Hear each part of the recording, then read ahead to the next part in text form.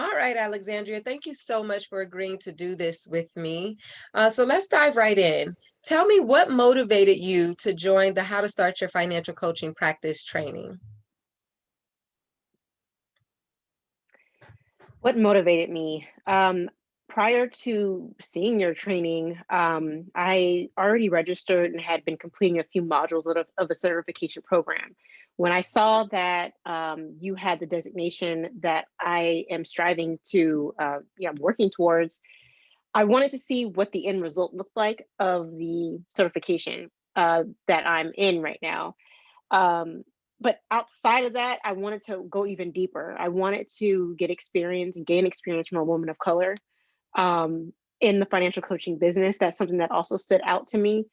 I'm currently in a field where I'm talking about finances, more on the money management side, more on directed towards our, I would say, young or youth, 18 or actually really 14 all the way up to 25. So I I wanted to learn how can I differentiate myself from my workspace. And when I saw that you were offering this course, I had just completed a money management course. It was offered by another woman of color, which was great. It was a great course. But I did feel it wasn't coaching specific. It was more understanding your fears around money, unpacking it, hearing from other people and their fears around money.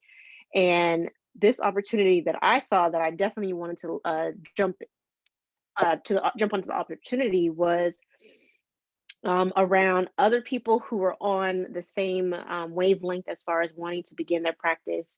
What is a practice? What can in a space to imagine what your practice could be, but then also providing some structure around how to build that from ground zero up.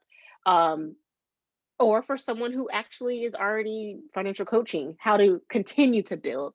So I felt like it was an opportunity to definitely meet other people, a space that I can calendar every Friday to check into the Zooms. I knew I had that availability.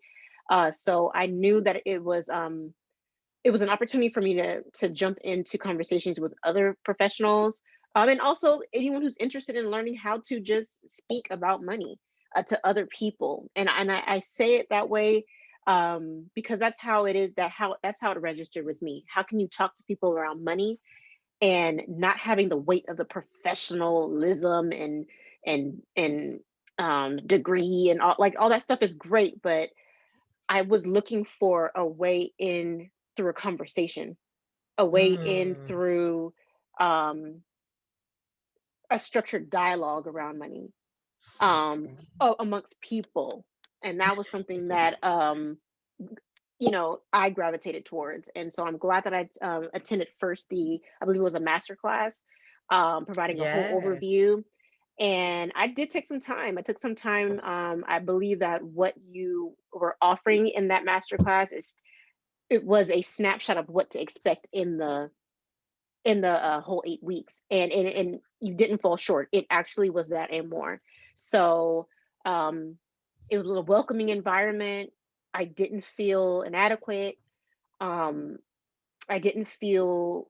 I felt like it was a space to explore, and I Yes. rarely come across that. The other programs that I attended, I was timid. I was afraid to speak because Mm. it was so professional and so I did this, so what are you bringing to the table? If it's not to the level that I'm at, then why are you even here and why are you talking? Just soak up my information.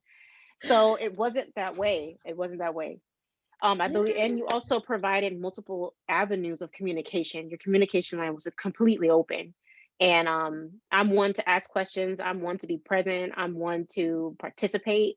Um, 8 weeks wasn't scary. I think if it was 2 weeks or 3 weeks, I probably wouldn't have joined because it was so much compacted that I wouldn't have an Yes. opportunity to um, really roll everything out and having a really good magnifying glass at every single step of the way. So that I believe that's the yeah. I'll wrap it up there. Oh, thank you, Father. I couldn't have paid you to say that any better.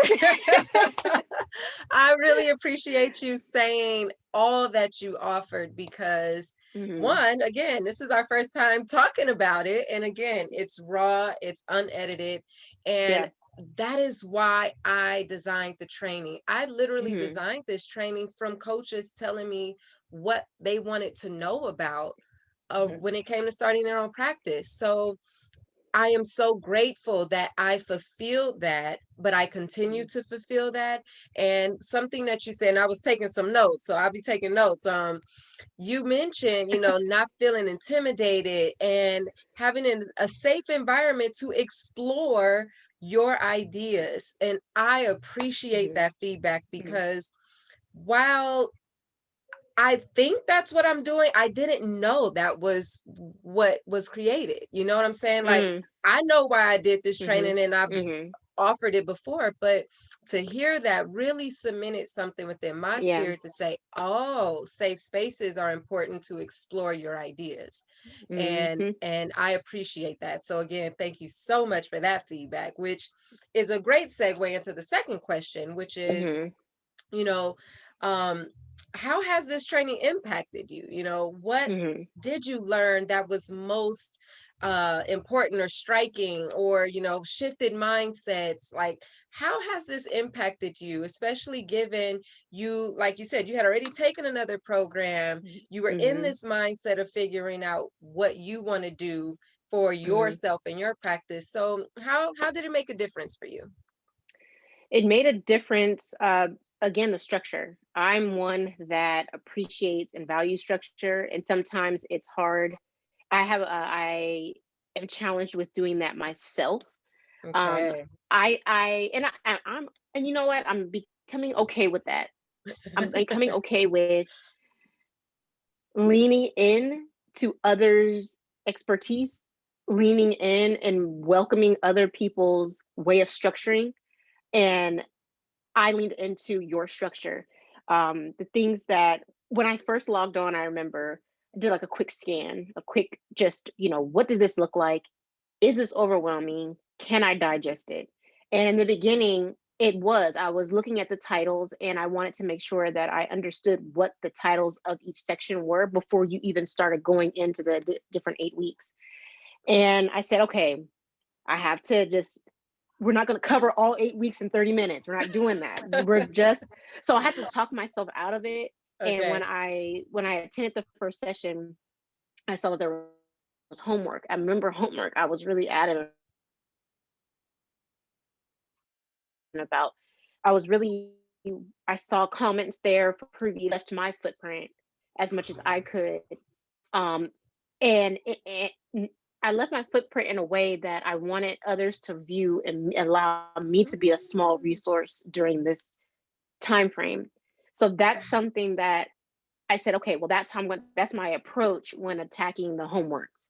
The assignments, they were lengthy, but every sentence mattered. It wasn't a lengthy document that took you around in circles. They were documentation. It was documentation that you can rip apart and still apply it to whatever it is that you're doing. It was giving you an overview and it's going from general to specific, and that worked for me. Um, Okay. I appreciate the self-work activities in the beginning because they were surfaced in each session for me, and I'm still dealing with it now as far as the Okay. fear. False Okay. evidence against reality. Yes, I sis, think you did got I get the A it. You right? I want got to make sure. it. uh, so I found myself repeating that to myself, false evidence, false evidence, false evidence. So Hmm. again, I'm still struggling with it. It does surface. Yep. And I think because it's there, it had made me work a little slower. So I need to go back to that activity and look Yep. at it again and uproot some things. But I, the homework is where I feel like you gave room for me to leave my footprint and for me Okay. to elaborate. And the fact that I was able to see again other people's comments, it gave me. I actually read the comments first before I looked at the homework because I wanted to see Okay. what the peers were for prior years, how they digest it, so I can get my mind prepped and ready, and then jump in. So Okay. And your feedback, you weren't skimpy on your feedback. um And I still got you feedback to give. I think I yeah saw one other email, so I'm still in there. yeah your feedback wasn't skimpy, so it was really, it showcased being present. And I think that was my takeaway regarding the feedback. um you were present when you wrote that. You were not driving at the same time and putting Right. eyelashes on at the same time and then trying to type. Like, you weren't doing that. Right. And that's So why I take my time, because I'm like, no, I need to be thoughtful. So when I have some time to be mhm, thoughtful, I'm going to respond. So I yeah, appreciate that. yeah. Some things that a wish list, I would say. I wouldn't say Hmm. negatives, but wish list. Yes. I wish there was a lot more student participation. Okay. Yep. I wish there was a lot more student presence, because the two people that were on the calls that I was on, I did get a snapshot of them, and what they um, were able to share at the time. But I wish I'd got more. I wish there Yeah. were more of opportunity to interface with others, um, and maybe even comment on others' responses. I'm not sure, but I just wish there was more of a presence. And I know that there was, but there probably wasn't on the Zoom calls or anything like that. Or even with on the WhatsApp, The that was WhatsApp. helpful. Hmm. Yeah, I wish I would have had more of a community to lean on after Yeah. I left, after the 8 weeks. So Okay. that was That's good my, feedback. yeah. Okay. Hmm. Make a note of that. Okay. No, this is awesome. Thank you. And, one, and I'm so glad you touched on that, because you took advantage of everything offered to you. Hmm. The bonus private coaching calls. I still have students who haven't taken advantage of that. So, Hmm. Hmm. you truly get what you get, and Hmm. or you get what you give. But when Hmm. you take advantage of everything that's available to you, that shows me too, as a coach, where I can trust you when I have Yeah. opportunities. You know what I'm saying? Yeah. Because opportunities come to me that aren't a good fit for me, or I'm like, no, I'm going to pass this on to someone who was in the training program. Right. But when I see that Right. people aren't taking advantage, then Hmm. I know, okay, well, you ain't ready for any opportunities that I have, because my name is still on it, one. Hmm. And Hmm. two, I felt, again, you made yourself present, visible, Hmm. you participated, you showed up. And for Hmm. me as a coach, I love that. But again, developing a training program, you want students that are going to engage, and like you said, Yeah. even engage with each other. So I am sorry that you didn't have more of that community, but stick around in Hmm. that WhatsApp, because I've got some things to deliver, and I have a Good. feeling some of my former students, because they're all of you are in there together. Once I start popping in a bit more with some opportunities, I think things will start to become a bit more awakened. So Oh, just good. stick around, I but will. I appreciate that. And then lastly, so this really is a great segue, again, everything in divine order. Hmm. um now that you've gone through the experience, and I heard you say you got to go back in, which of course, you have lifetime access to the training, so you could pop in as Hmm. often as you want, continue to ask Okay. questions. But now Yeah. that you have gone through the training, at least one full time, what now? Where do you see yourself taking immediate next steps or actions in your practice? And I mean, I know what you shared with me during your private coaching sessions, but now that you're out and about, you've got this information, what's next for you and your practice? So my goal is to jump back in. It's been a while. It has been a while since I jumped back into the documentation or the platform, Teachable. Hmm. It's been maybe a week and a half, maybe 2 weeks. Right. I ended up printing out all of the documentation, and my goal is to Okay. organize it so that I can tag and mark certain things that I can put my name on, where it's Yep. like, okay, I know this is something like for the fear activities. Okay, I can house that under, just like maybe self work during this time, or title it in a way that it's more sitting well into my brain. Yes. So I Yes. have my goal is to build a binder or build. I'm not really a digital person, so I need to see it in my Okay. hands. So That's build good that for for me to know. myself. Yeah. Um, Okay. I also plan on um, really building out my structure, but building out in a way where I already have it in my head what it is I want to do, but using the documentation that you have, do a little bit more pulling. If I feel like some of the activities I wasn't really, I want to revisit it, which I'm glad. I'm glad I didn't just zip through it. I gave Right, it thought, but where I'm right. at in my life now, I would like to go back because I might have more add value now. So I want to look back Yes. at it and then build some structure. I have like this post-it note, large butcher paper. So I'm gonna just organize it in a way where it's you know, pricing. You shared a lot Mhm, on LLC, trademarking. My goal is to extract all that, look at it again, and then mhm. organize myself so I can set myself up financially so I can pay for that and that's not a burden when it's time to jump into Right. formalizing myself. Um, so those are the things that I'm working on so far. I have it written out already. It's now time to make it a display so I can see it in front of me. So then I Mhm. can then calendar out next steps. I know I shared with you doing possibly a seasonal project, um, Yep. some coaching, taking on some clients. I'm trying to be kind to myself around it. I told myself I wanted to begin in spring, but what if what if this is still a time for me to unpack? I haven't revisited it. It's been 2 weeks and a half. Why the applied pressure? Maybe it'll be best that I can unpack for spring, set myself up, and then launch in summer.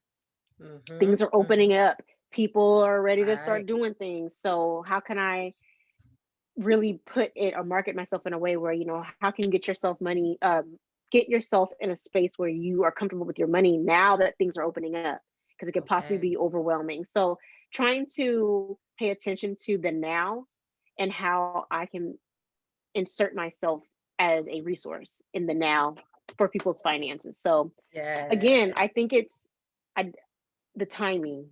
The timing is what I'm paying attention to. Yeah, Yes, and you know my saying, everything in divine order. divine So, order. what I love about what you're saying is that you're thoughtful, you're intentional, you're calculated. And I think for me, that is a great takeaway because Mhm. this is a journey. It is Yeah. a journey. And that's when I made the decision to give lifetime access to all my training students. It was because I dive back into this stuff. And every year I revisit what I did, what I'm not Mhm. gonna do, my Mhm. model, what Mhm. offers I'm gonna keep, what offers I'm not gonna keep, if my ideal client is shifting. And every time I do it, I learn something new about my practice. And it's so much Mhm. easier when I let that inform me versus what I think. You know what I'm saying? Like if I have the data and I have the numbers and I've worked with a few clients, let me review my vision and mission against how I actually implemented that vision and mission for the year. So it's Mhm. gotten really interesting to see who dives back in, who revisits what. But the Mhm. great thing is, like you said, with timing, you can juxtapose your journey in the curriculum, how you engage with where you are now, being Mhm. present in these economic times, and what you feel is going to be best for like how I start to get myself out there. So I am Mhm. extremely proud of you and very grateful Thank you. for one, your diligence because you was on point, two, taking advantage of everything that was Mhm. available to you, and then three, being another Mhm. financial coach in the community who's going independent. I believe that there is more than enough room for all of us Yeah. because we're not all going to serve the same clients. And so when you show up, now I know who to refer to you because I know your specialty, I know your passion, I know the kind of work that you want to do. And that's really what I think my purpose is with this Mhm. training. So thank you for helping me bring my vision to life. And I'm looking forward to more of what you've got, sis. You got Yeah. some good stuff going. Me too. Um, yeah, I think that when the time's right, the time's going to be right, and it's going to be able to be more fluid. And I'm excited to see how everything comes together. Yeah. But I appreciate Absolutely. your course. I enjoyed it. I spoke about you a lot, and I appreciate your ability to be present, be thoughtful, and just create a space for everybody. I really do believe that that was the space that I felt that you created, and to freely and openly ask questions. And if you didn't know anything, it's okay to say that you said, and I'm going to research and find out.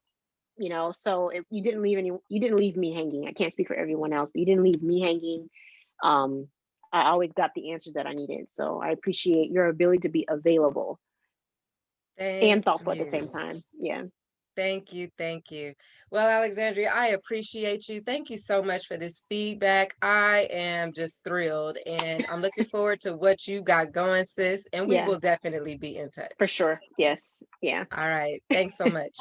Hmm. Peace.